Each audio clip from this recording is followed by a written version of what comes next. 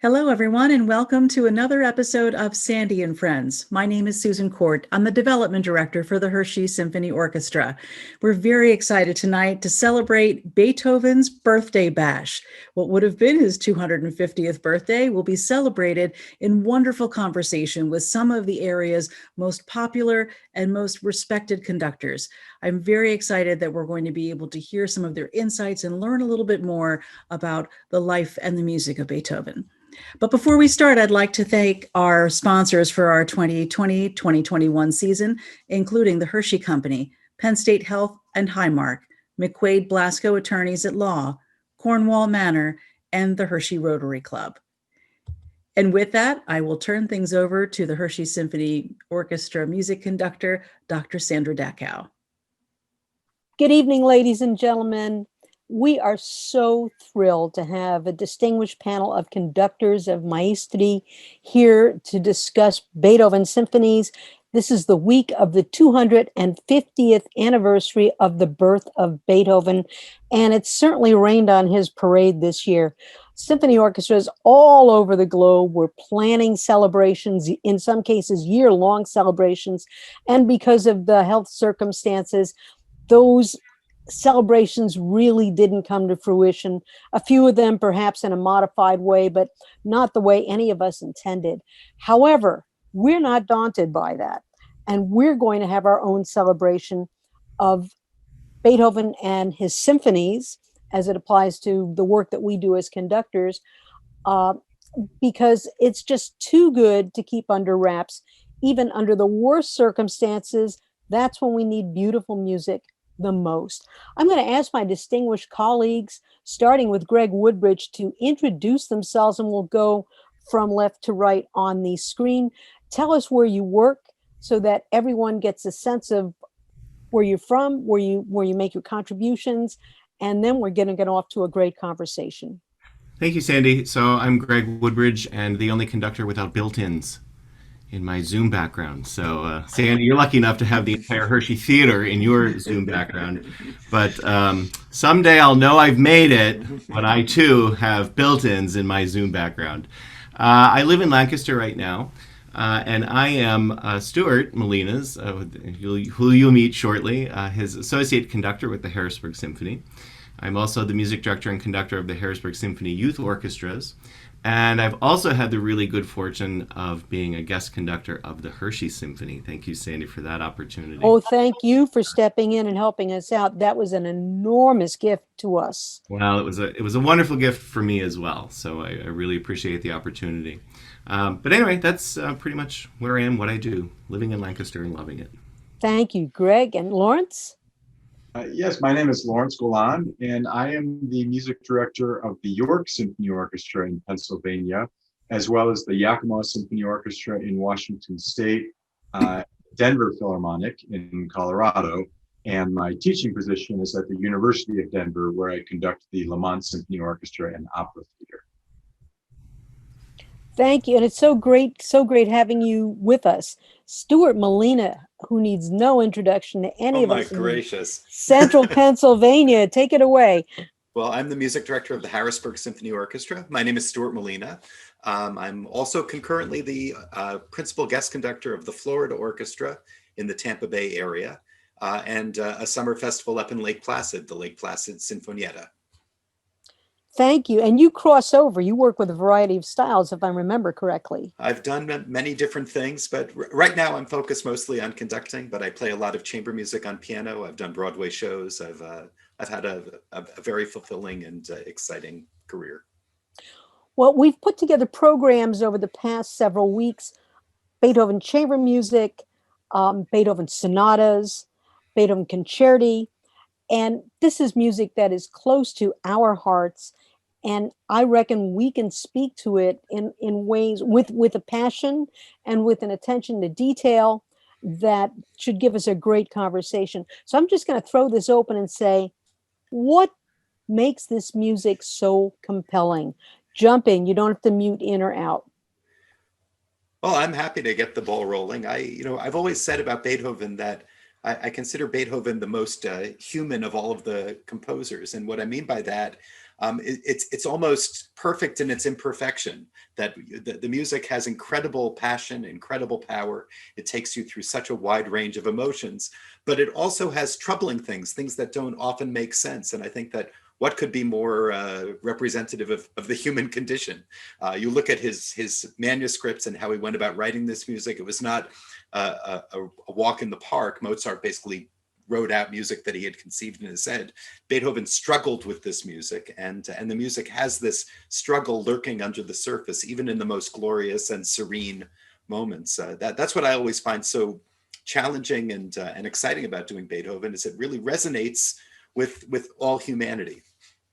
I love what you said, and I'm always struck by the fact that, like you said, Mozart, we're not aware of the element of struggle in his writing. He's so prolific, and even when the music may be unremarkable, some of the early things, some of the stuff he dashes off, you don't sense that it was difficult for him to do it. And with Beethoven, of course, we have his sketchbooks that give us insights as to what the process was for him to arrive from the beginning of his thoughts on the material to its final form. But even more important is the fact that for everything he hits out of the park, every home run, there's also some that are really not very good. And I mean, we know which ones they are. And in a sense, it makes me feel better to know that someone who could write music that was so great, so epic, that broke so many barriers, could also come up with pieces that just bombed. And in a way, it inspires us to keep on reaching. We're not all going to be Mozart, but Mozart and Beethoven are different. They bring different things to us, and we need them both, as well as all of their colleagues. So anyone else? Sure. I would like to say that for me, one of the most remarkable things about the Beethoven symphonies are their historical importance and how influential they were. If anybody, anywhere, were to make a list of what are the standard symphonies in the repertoire, I think anybody's list would have to start with the Beethoven symphonies.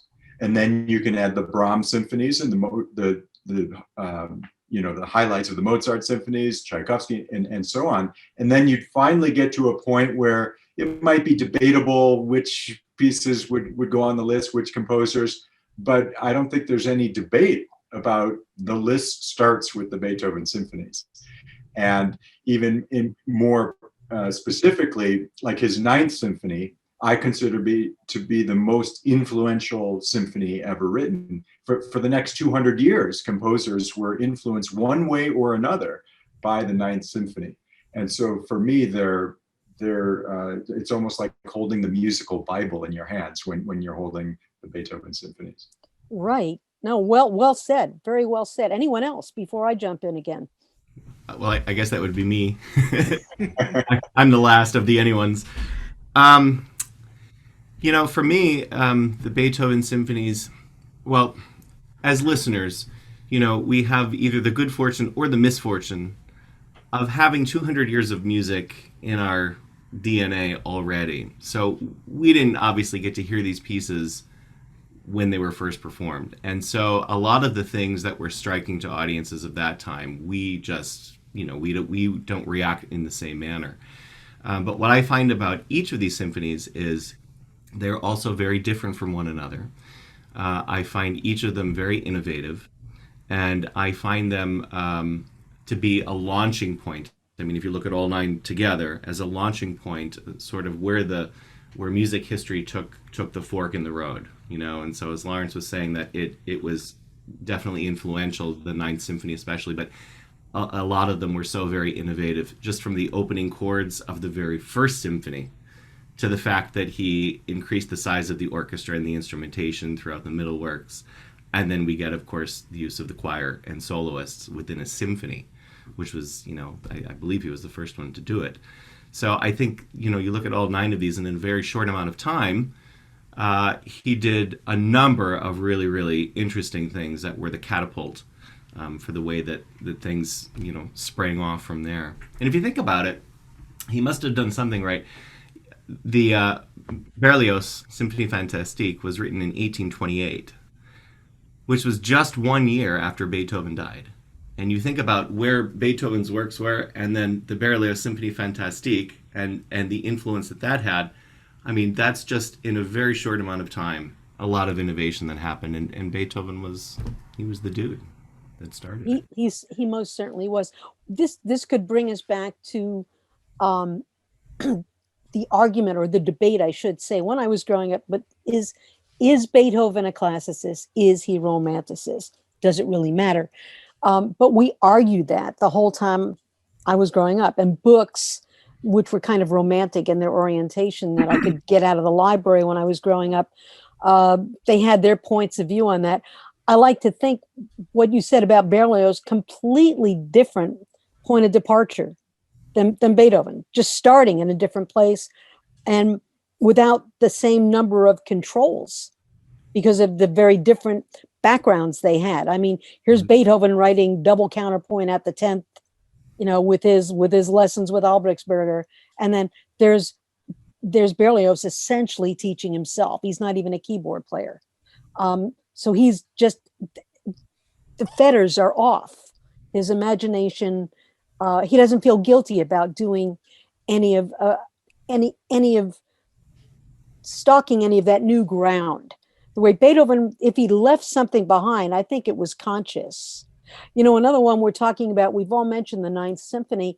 I remember having a conversation with somebody when I was a student, and his saying to me, oh yeah, the Beethoven symphonies and these symphonies are great, and these symphonies are amazing. And then we get to the Ninth Symphony, and he says movements 1, 2, and 3 are absolutely transcendent, breaking new ground, taking us new places. And then he panned the last movement.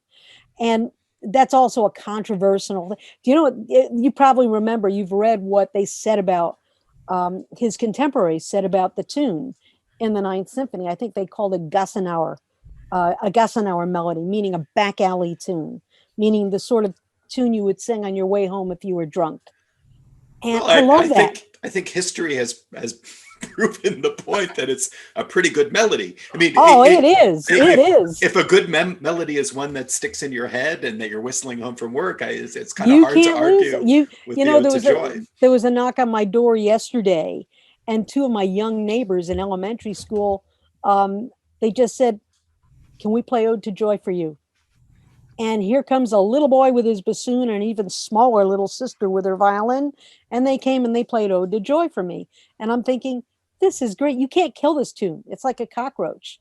There's no way you can obliterate this tune. It is so simple that it will never leave us.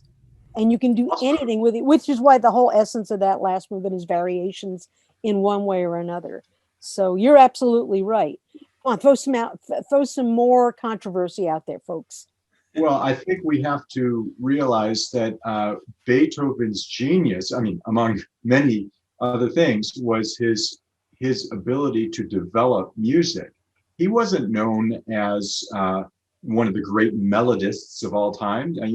Mozart, Schubert, Tchaikovsky, those composers are known for spinning out beautiful melodies. What Beethoven was the best at was taking little motifs and creating entire symphonies out of them, whether it be the four notes, the two pitches of the beginning of the Fifth Symphony, or we're talking about the Ode to Joy melody. I would say not only did he create an entire piece out of that, he created an entire world out of that little melody. So it's not the melody itself; it's what he has done with it. Exactly. And I would go further. I would not really be inclined to call them melodies. I'd call them themes. And a theme just has more muscle to it, or more. It's different than a melody. It has more potential for development. You don't really think of a Schubert melody as being developed. Schubert would run it through different keys in his symphonies, but it didn't go through that developmental alteration that Beethoven did so well. I mean, Mozart does some, but they never went on very long before they brought us back, and he raised development to just a whole different set of possibilities than anyone had ever conceived of before. Well, and Sandy, he also he was a master of variation. I mean, he wrote dozens of sets of variations for piano.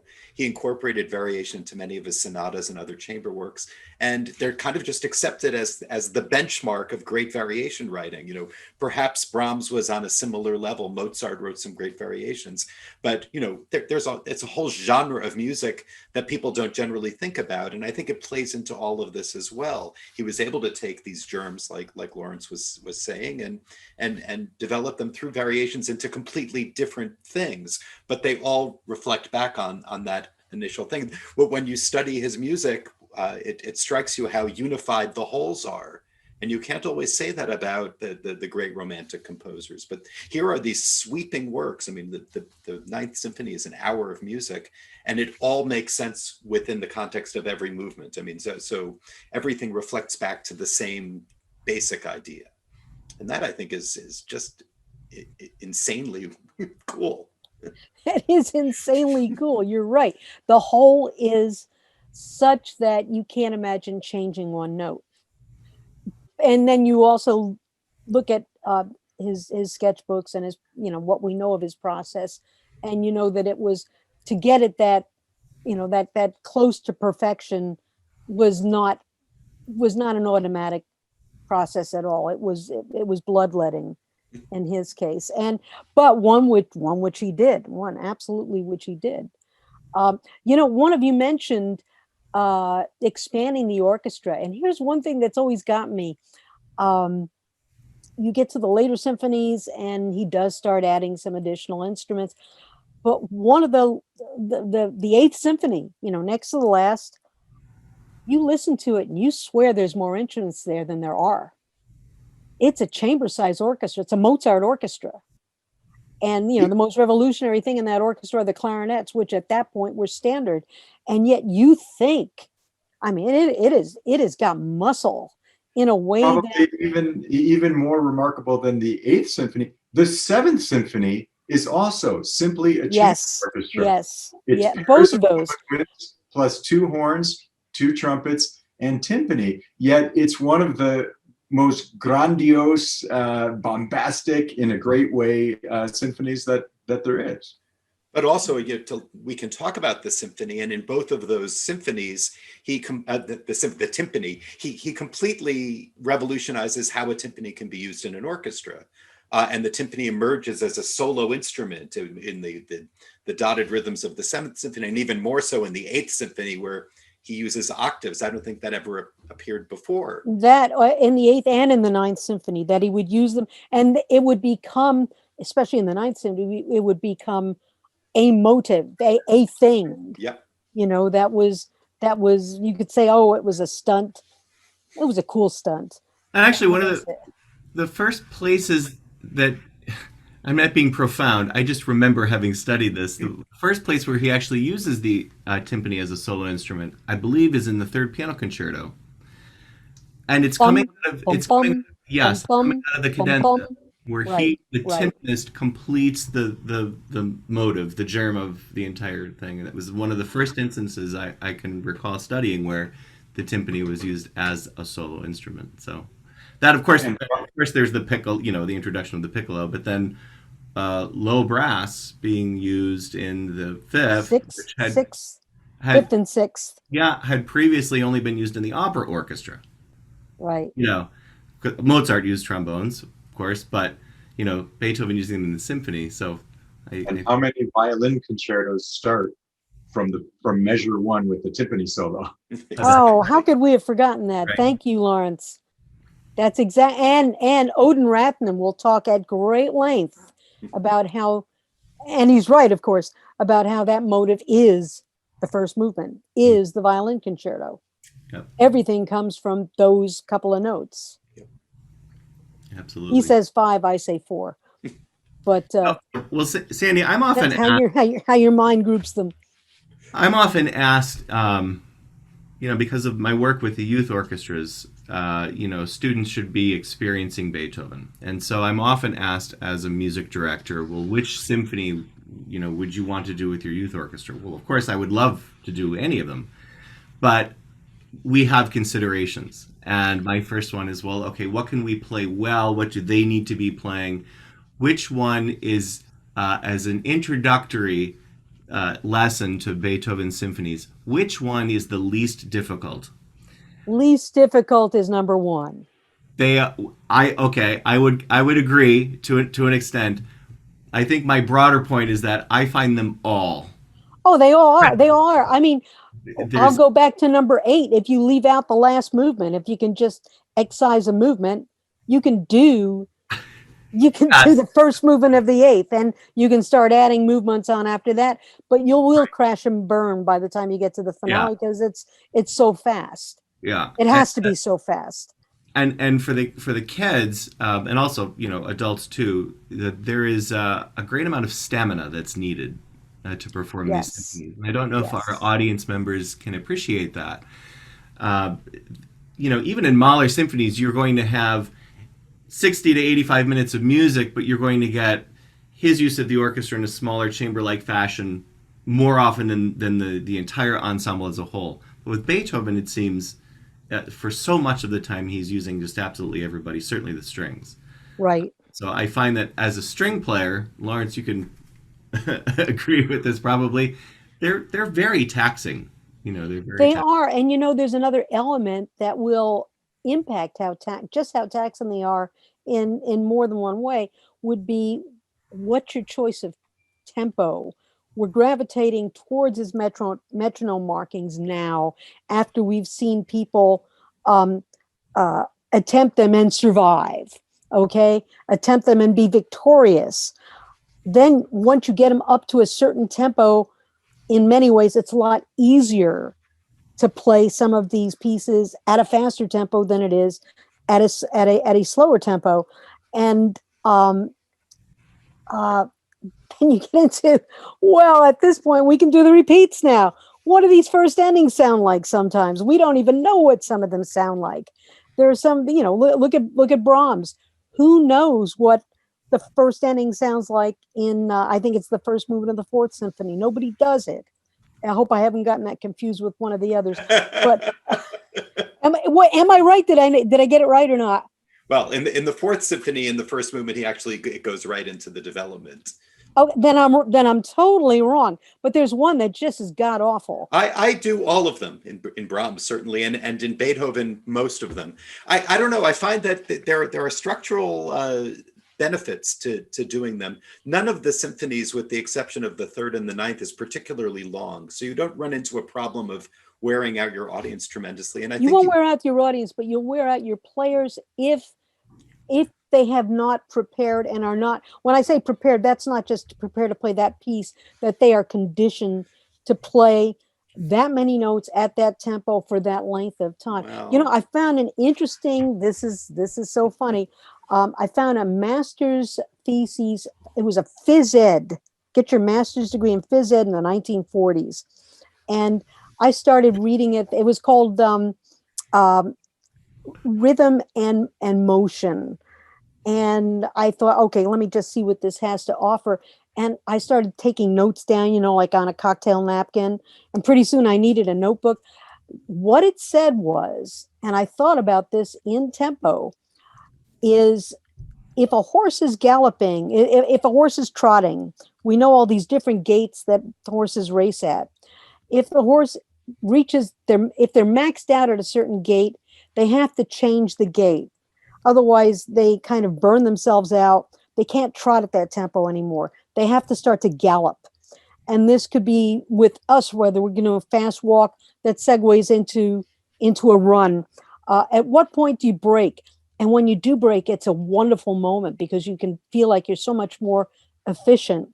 And it's a difference between cut time and doing it in 4 in some cases. Why are we flogging this music in 4? Why are we doing it in 2 when we should be doing it in 1? If we just lay back and do it in 1, suddenly they're working just as hard, but it doesn't feel as hard. And that's kind of where all this was going towards. And there's a psychological conditioning that goes with some of these tempos as well. I mean, I've worked with so many orchestras that have fought me tooth and nail on these tempos. We just can't do it that fast. It's too fast. It's too fast. It's too fast. And it's actually easier to do a little faster than it is. Don't, think of this not in terms of individual notes. Think of this not in terms of bars. Think of this in terms of larger units of time and activity. And somehow it's not so difficult. You folks may not encounter that as often as I do because I work so often with student groups. But that's a very real thing. And students are easy. It's older adults that are definitely terrified of this. And you have to kind of present this in just the right way for it to not seem terrifying or impossible. And once you do actually kind of get that breakthrough where you go from the trot into the gallop, that you feel like you're riding the wind, like you own the world, and you can now play yum ba-dum bum ba-dum bum ba-dum bum ba-dum bum ba-dum bum ba-dum. By the way, I did this with a conductor when I was still in college, the Seventh Symphony, and he had his own marked set of string parts. And because the rhythm in the first movement is so easily undone in the hands of of players who are not that artistic, he had it bowed so that the outside stand would go yum ba-dum bum bum bum ba-dum bum, and the inside stand would go bum bum bum ba-dum bum bum bum ba-dum, and which made everything much harder for everyone. But it's like, okay, we'll try to do this. We will try to do this. I think I understand what you're trying to do. We all hated it, and it was just so much easier to do what was printed. But back then, when I was a student, student orchestras made hash out of that piece. And now, of course, we've evolved to such an extent that each generation plays it much better than the previous one. I'm sorry, I didn't mean for such a long digression. It's okay, Sandy. You bring up a couple excellent points. One is the difference between working with, as you said, either a student orchestra or an adult amateur orchestra, and working with professional orchestras to a degree. I mean, every orchestra is an individual entity and they all have their strengths and weaknesses, but just generally speaking, you're right that there is a difference there. And I would like to point out that at least on the professional level, sure, something can be hard, but whoever said life was going to be easy, especially if you choose the life of being a professional musician. And every now and then, it doesn't happen often, but every now and then, a member of an orchestra will say, that's really hard. So did somebody, when you were making your decision to be a professional musician and trying to make that choice, did somebody say, oh yeah, you should become a professional musician? It's a really easy career. I mean, if right. or you can pick and choose. You can pick and choose your challenges, and if something doesn't agree with you, you can sidestep it, and just doesn't work that way. Yeah, I mean, I always put the music first and the composer's intentions right at the forefront. And if Beethoven wanted a certain tempo, and if it's possible, that's what I do. And by the way, I think it's so important when we talk about tempos, you can't just look at the metronome markings. You have to look at the words that go with them. Right. And almost invariably, with Beethoven anyway, the metronome markings make perfect sense to what he says. Like in the ninth scherzo, the trio of the scherzo.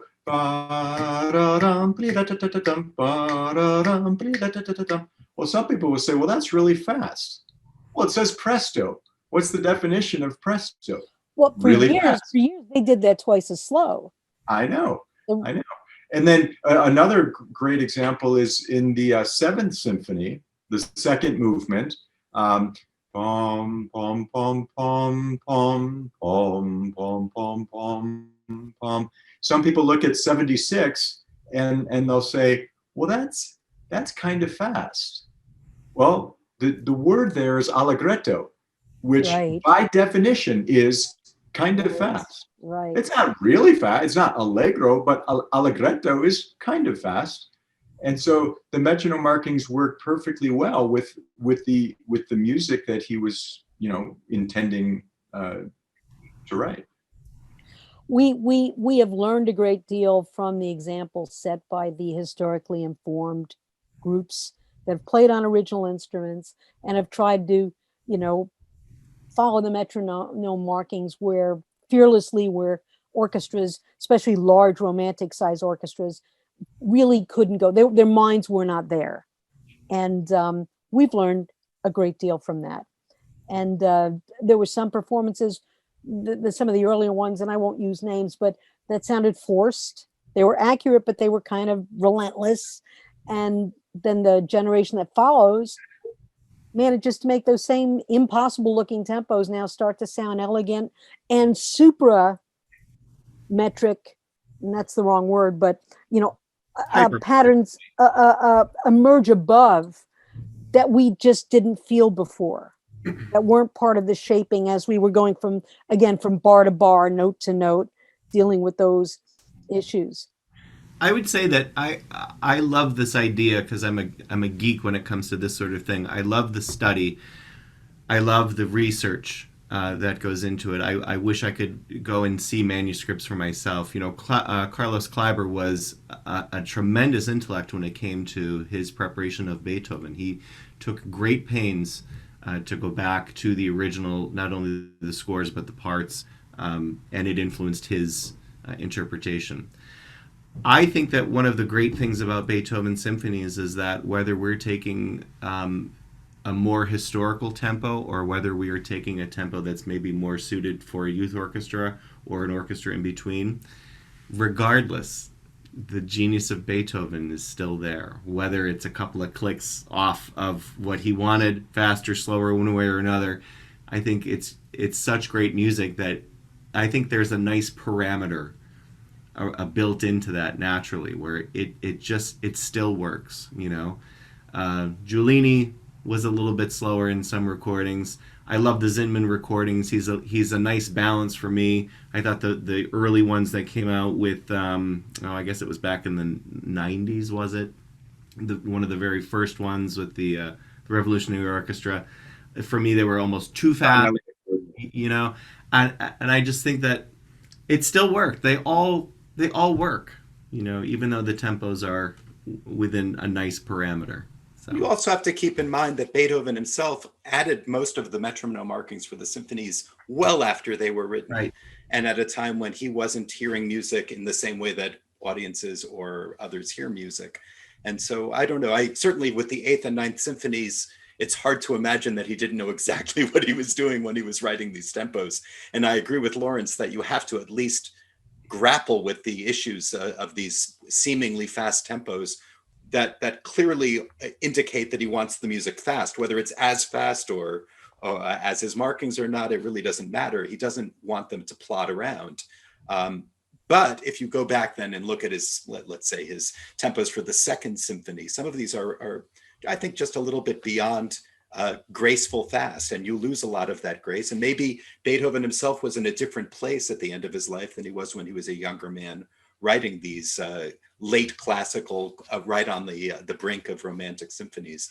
But I agree with Greg too, that there are many different approaches, and you find ways of bringing the beauty out of the music, no matter what tempo you end up taking. I'm going to throw out the most awful question. Do you have a favorite? Sure. I have a favorite. I'm not going to tell you what it is. No, my favorite is the Seventh Symphony. And it's a piece that resonates with me. That's not to say that, if I had to choose my top 10, probably at least a few of them would be in there with the Seventh. But I find the Seventh just kind of just a joy love fest for me. Every time I perform it, I'm just dazzled by how spectacularly ebullient the piece is. Well, it's a party piece. I mean, the audience has a great time. The musicians, they're exhausted when they hit the showers, but they're happy. But talk to me after I do the Eroica Symphony, and I'll tell you that's my favorite too. And the same with the Fifth Symphony. Well, I knew that was coming. I knew that was coming.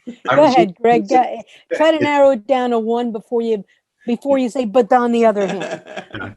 It depends on what we're doing at the time. Like when I'm doing the Fifth, it's the greatest symphony ever written. When I'm doing the Sixth, or the Seventh, or the Ninth. That is the standard answer, the escape clause answer. Right. Because all of us feel that way. All of us feel that way. It has to be that way. Right. Exactly. You're working on it at the time. It has to be the best thing that you're doing at that moment. Well, and with these symphonies, it's easy to make that happen because the pieces are so darn good. Yeah, you don't want to stop. You know what mine is? And it's first among equals because they're all equally marvelous to work with. But ever since I was a kid, I've been in love with number 4, and that's the least frequently performed. And I find elegance and grace in that just knocked me off my feet. Even as a kid, I would be listening to it. Wow. That was going to be my answer. Honest to goodness, I really thought that I was going to be the only one. I love that one. I love that symphony so much. And I think that opening in the Fourth Symphony, I can't help but comparing it to the opening of Mahler's First. Actually, you're right on the money. I've thought about too. And you're so right. I was trying to think about the Brahms Symphony that it also reminds me of and which movement, but I couldn't come up with it. But that Fourth Symphony for me, I mean, I could get into the whole reasons why. I think even theoretically, if you were to study for the casual audience goer, if you were to study the theory behind the Fourth Symphony and the way that the chord progressions are working, I'm just always impressed by that work. And from the first time that I heard it, and that and two, I mean, I love 2 for me is just it's a firecracker. It just sparkles, Oh, 2 is filled with humor too. Oh, absolutely. I don't know. They always say, oh yeah, the humor's in the Eighth Symphony. I'm thinking, what did you overlook? I mean, the number 2 is like one big joke is on us. And the Fourth Symphony as well. The last movement of the Fourth Symphony is just so jolly and funny. Yes. We took apart the Fourth Symphony in one of my form and analysis classes when I was in grad school.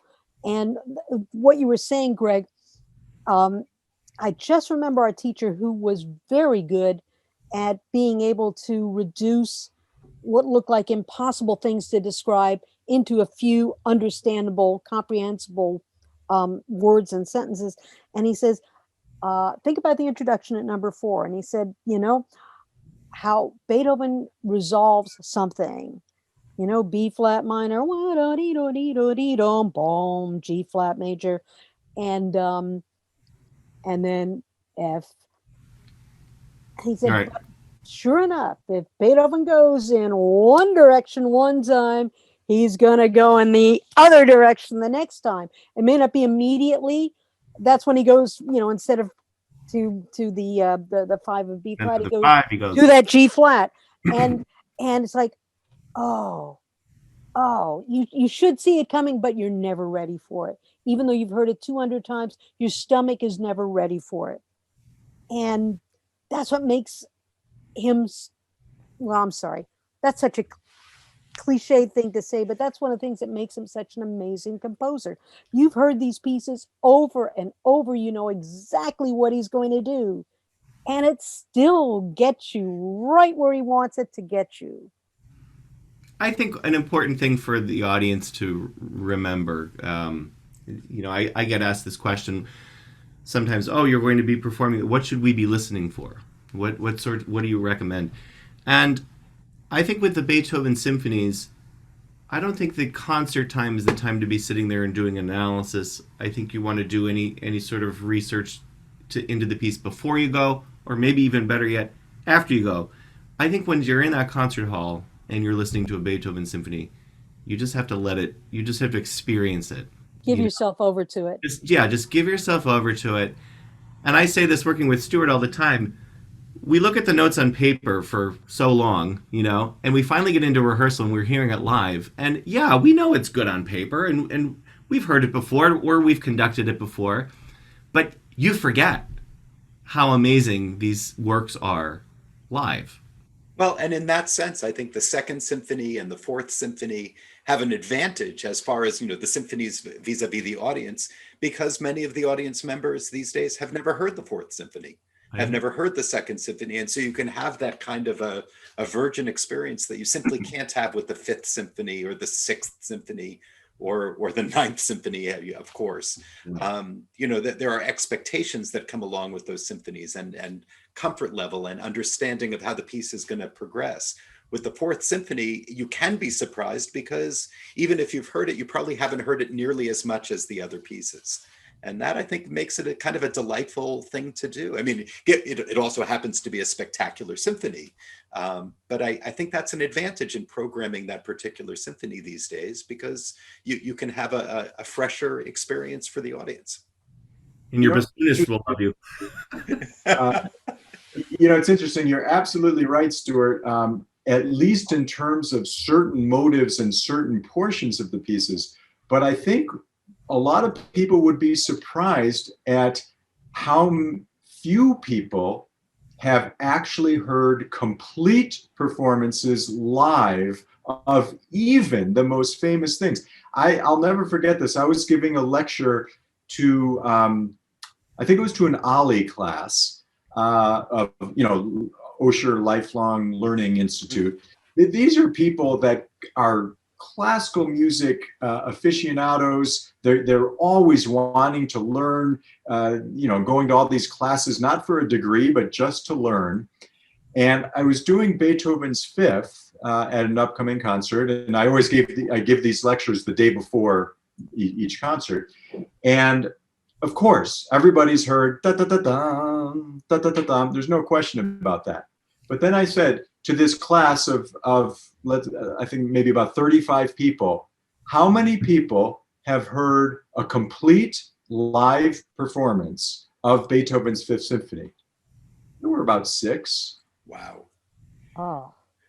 Isn't that amazing? We think that everybody knows it. Yeah, they know the beginning. But even the great Fifth Symphony, not everybody, we can't take it for granted that everybody's heard it. And that actually gives me a lot of joy, actually knowing that doing Beethoven's Fifth, I and my colleagues in the orchestra are going to be presenting this, masterpiece is like an understatement, this monumental masterpiece to people for the first time that they're going to hear it. And that is so satisfying. It is. Sorry, Greg, go ahead. Lawrence, that's a great point, because sometimes we can get down about these things that nowadays our attention spans and our expectations of things are to happen very, very quickly. And to have to sit with something, whatever it is, for a lengthy period of time causes a lot of us great anxiety, certainly the younger generation as well. So you could look at it one way, like, oh boy, that really stinks for us because we're giving these concerts where we expect their undivided attention for 90 minutes. Or we can go, hey, guess what? We're the only ones in town offering them the chance to focus for 90 minutes on something. So. Well, and when you're talking about the Fifth Symphony, yes, the first movement is this explosion of amazingness, but there are moments later in the piece that are just indescribably amazing. The transition from the third movement to the fourth movement, the entire fourth movement, certain parts of the majesty of the second movement that I think you enter these performances with confidence that you're going to be treating these members of the audience that have never heard it before to something that is not just a long period of time, but a real journey through through human emotion and human triumph and struggle and all the things we talked about earlier. I'm with Lawrence. I think that these opportunities are incredibly exciting for a conductor. That if you have an audience that is, people talk a lot about sophisticated audiences as opposed to non-sophisticated audience. I'll take a non-sophisticated audience any day because it's more likely that they'll be able to have that kind of a experience hearing the music we're making. Yeah. Sophistication is overrated. I had a brother, when I was playing these great moments in classical music, I would sit him down and I'd make him listen to the entire movement of the last movement of Shostakovich 5. because the ending, of course, is so fantastic. And he would say, you know, the last 2 minutes of that thing were really great. Couldn't I have just listened to the last 2 minutes? And I said, no, because you have to hear the entire story. You know, otherwise it's like hearing the punchline of a joke, but you don't hear the setup. And I think with Beethoven, it's like that. You can't just jump into the last movement of the Fifth Symphony without having heard that transition from the third. Otherwise, it's not nearly as glorious. Well, and the transition of the third makes no sense without everything that came before it. So, I mean, it is a progression that you need to embrace. Oh, there's another timpani solo. Why didn't we think of that? That's a pretty good one too. Yeah. Indeed. The one note samba. I also love, it's not with the symphonies, but if anybody has not heard, and it's not performed live, and I'm not sure why, if it's because of the difficulty or the length, and maybe soloists and their managers don't want to put in the time, but the fifth piano concerto, the Emperor, for me is one of my all-time favorites. And there's another example of Beethoven and his transitions between the second movement and the third movement, which to me is just the most magical. The gut punch. And the fact that I actually did a music theory paper on this because I was arguing that really, and I'm going to use the wrong term, maybe was the second movement really just one big German augmented sixth chord before it went to five, and then the third movement was in the one. You know? Possible. I always said that it was in C flat, respelled. Oh, now that's another one. Because it was simply not practical to deal with it in C flat, but it's really then you'd have your tertiary relationship. Yes, which was yes. That's a long German six. That would. It is long, but I was. Listen. That's longer than Tchaikovsky, and I was 20 years old. What did I know? But for me, you know, that transition, I also could never start that third movement just by itself without having to listen to the second. Of course. Oh, of course. How could you? You couldn't even feel what its very difficult to discern pulse would be. Not for you, but for everybody else. Yeah. What would the pulse be? And you have to feel that and communicate that. Otherwise, it's just at sea. Yeah, you just start. Yeah. Yeah, the more I was thinking about the symphonies, I mean, for any of the great composers, it's very difficult to isolate just one part of their output. You know, you really have to look at all of the things and kind of see. Well, and what an accomplishment for Beethoven to not just have written these 9 pillars of symphonic music, but every one of the 5 piano concertos is a pillar of that genre, which is itself symphonic. I mean, each of these is rivals the symphonies in terms of their God almighty, how exciting the music is, as well as the violin concerto is exactly the same. And they show, well, the piano concertos at any rate, as do the symphonies, show a growth trajectory from the earliest to the latest, which inform how you hear all of them, and where's its place in the trajectory. What did he know at that point? What did he believe in? And what was yet to come? And how did this lead to that?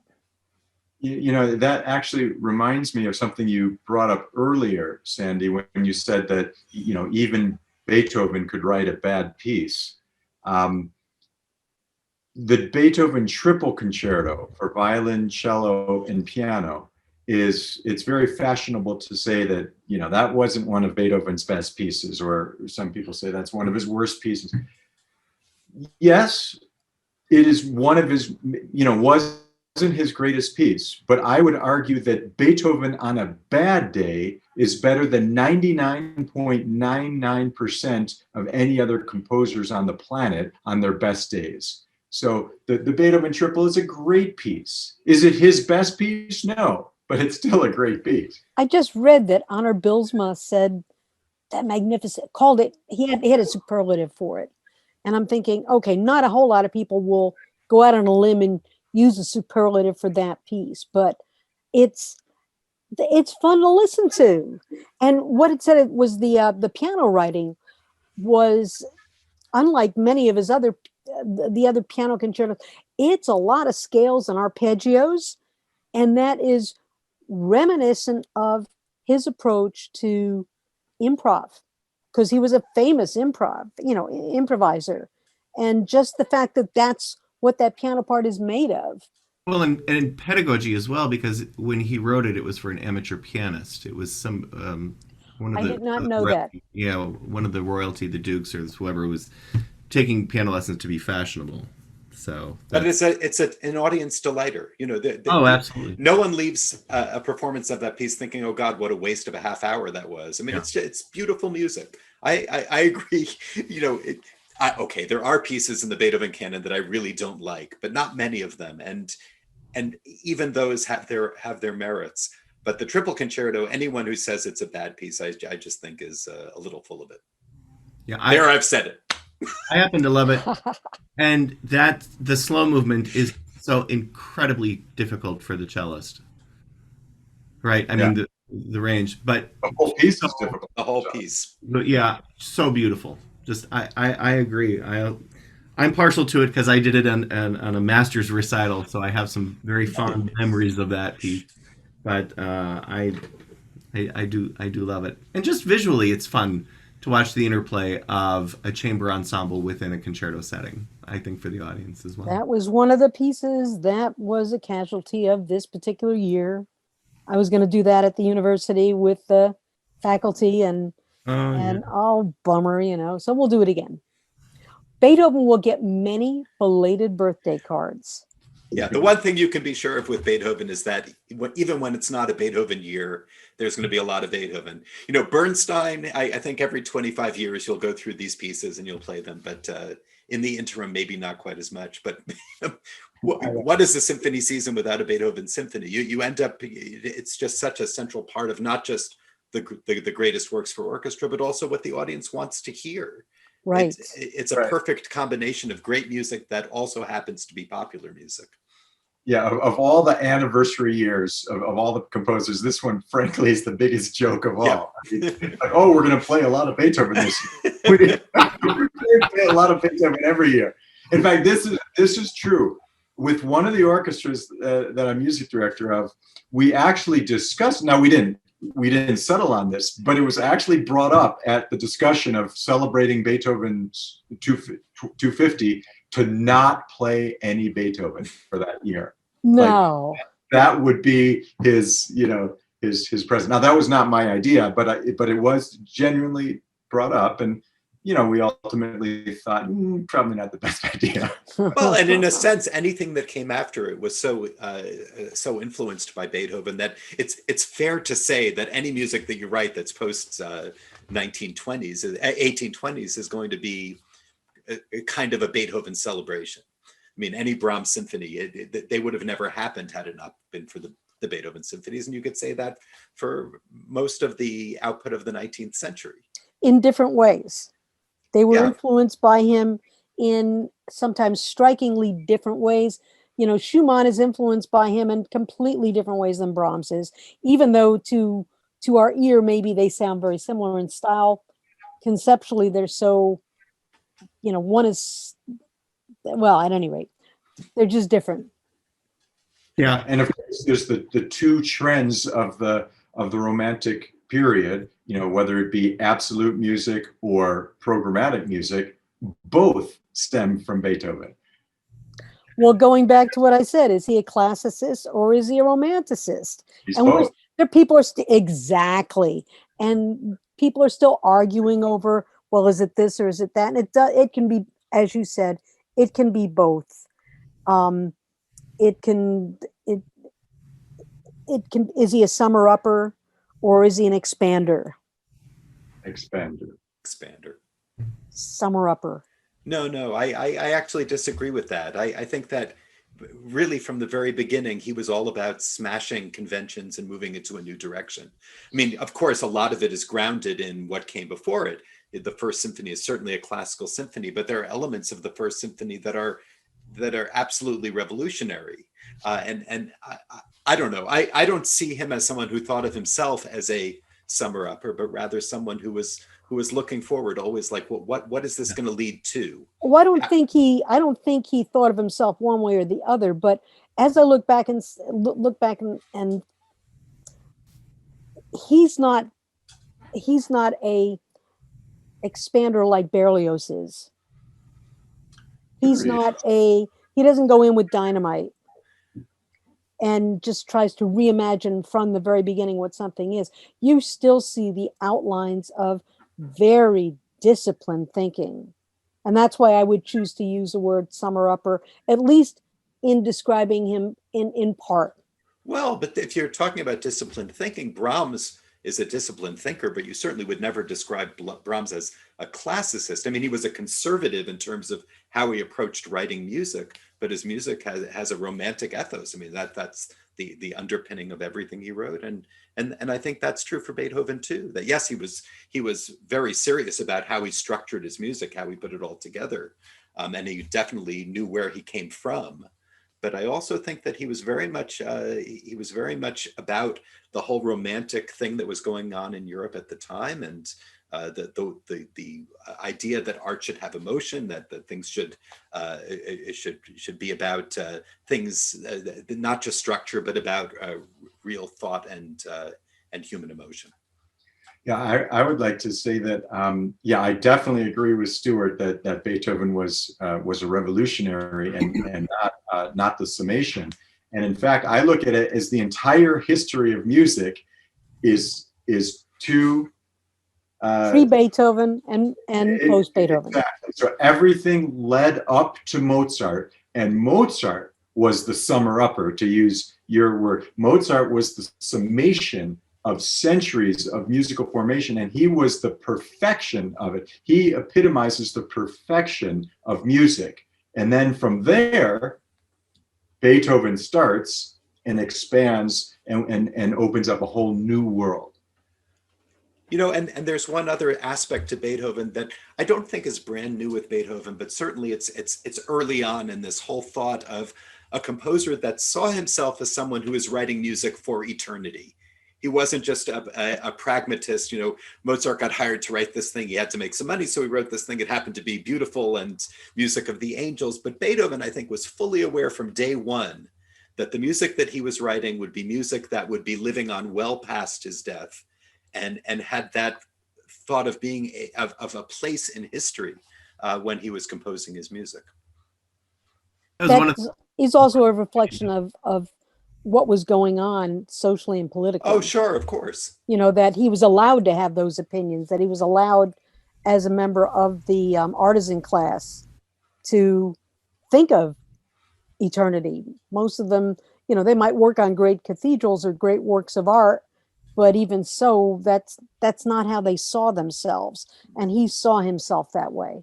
I'm sorry, who was speaking? I was just going to suggest that it's also, I mean, he was one of the first composers to not be bound by the aristocracy. So he did have that freedom, you know, to be the composer that he wanted to be. Mm-hmm. With my colleagues, I also agree that I think Beethoven was definitely where the fork was in the road. But it never feels to me like he is. I always feel him forward looking, and I always feel him unconsciously innovating, but always, someone said it before, breaking down those barriers with each work. I can see it, and I don't think he was aware of it. I think he was one of those, kept his nose to the grindstone, you know, and just kept doing this, and whatever the other people were saying about it, you know, fine, but he was always this way, for me anyway. Well said. Gentlemen, let's have some closing thoughts if you have them, or you want to start another argument about something. That's even better. Wow. Arguing. Which should we argue about? Well, I mean, there is something that is very recent and very controversial, but that people have been talking about Beethoven as overrated, and that he really is. No. This is absolutely true. In the last few months, there have been scholarly arguments. I mean, not just individual papers, but entire streams of articles written about Beethoven. And there are people who say that he's a great composer, but is he in fact the greatest composer? Is he the titan, the member of the pantheon that we've all made him? I, of course, would argue that I think he is. I do think that in many ways he is, but I just thought I'd throw that out there because it's controversial and we could argue about it. I'd love to see the symphonies that are written by the folks that have thrown that idea out there. Well, Yeah, but that's an easy argument. I'm not sure if I buy that particular line of argument. I would just say to tell you how much I believe that there's an argument there, I'm not even going to have a discussion about it. Well spoke. Actually, it does remind me of something very germane to this and a true story. I'm sure you've all been to Boston Symphony Hall. But for those maybe listening who haven't, if you go to Boston Symphony Hall, you'll see that there are all these ovals up making a circle around the hall, up in the ceiling. And there's one right in the middle, basically above where the conductor stands. There's an oval with the name Beethoven in it. And then there are ovals all the way around, but they're all empty. And the history behind that is that when they were, this is like 125 years ago now, when they were constructing this wonderful concert hall, which to this day is one of the great concert halls of the world, when they were constructing it, they decided to put the name of all the great symphonic composers just around the edge. I mean, seems appropriate enough, right? And everybody agreed that, of course, Beethoven is the one in the middle. But they couldn't agree who would be the first one on the left and the first one on the right. Would it be Mozart or possibly Brahms or Bach or Tchaikovsky? It's debatable who's number two, but it's not debatable. Right. It's not debatable who's number one. Well, I certainly think if you're talking about symphonic music, that's a completely fair and apt and correct assessment. But if you look at, if you look at music in a greater sense as, all genres of music, it's very hard to say that Beethoven is a better composer than Bach, or that, you can't make that comparison. But Bach certainly didn't have the same impact on the symphonic form that Beethoven did. Nobody did. It would be impossible at this point for anyone, I think, going forward to have that kind of an impact. He was the perfect person at the perfect point in history to have this impact. And he had the goods, and that combination of his talent, his inspiration, and that moment in history, I just think it can never happen again. I'm thinking, I can't remember all of the composers, but if any of you ever had the opportunity to go into the old Met, there were about 7 composers, I'm just going back to recollections, whose names were carved into that original proscenium, and to show how taste changed, who were our ideas of the greatest opera composer. Flotow was one of the ones carved into that proscenium. Probably Meyerbeer and yeah, Gounod, I think for sure, and I think you're right. I think Meyerbeer was there, and but not Mozart, and not the Italians, if I remember correctly.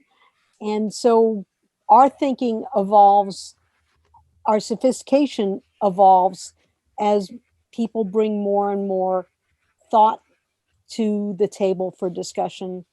And yeah, interesting. So Beethoven, and then who else? And I get at the Eastman Theater, there were 2 busts on one side of the theater and the other side of the theater. One was Beethoven, one was Bach. And they may not have been your favorite choices, but you really couldn't argue with the fact that they deserved to be there, even if they might not have been your particular choices. And yeah, Beethoven deserves everything we give him. He deserves more than he got this year. My hope is we have big parties all for as soon as we can open our concert halls and get our orchestras back into shape, that I think we will all heal ourselves with this music. We need to do this. We just need to do it for ourselves, and then we need to bring it to others, and we will have ended this horrible year. So this should have been a big celebration, and it wasn't, but it still will be after the fact, and that will attest to our ability to rise Phoenix style from the ashes. I have this fantasy about seeing a poster with Beethoven, kind of like, Prometheus Unbound, bolting from the chains that have held him, holding a mask in his hand. Sounds like your promotional poster for next season. Yeah, I can visualize it. I can just visualize this, and I think we all feel the same way. We want to be unbound. Prometheus Unbound. The Prometheus. By the way, that starts the same way as the First Symphony. As outrageous as the First Symphony intro was, he did it in Prometheus. I think that was first. Not sure. I don't have the time sequence, but he used that same trick, same key, and same sequence, same progression, actually. Really? You think about that. So he was always one to recycle. Also, if he had a good idea, he would get some more. Well, case in point, the Eroica theme. If it's a good idea, use it again. He didn't do it that often, but he did it then. And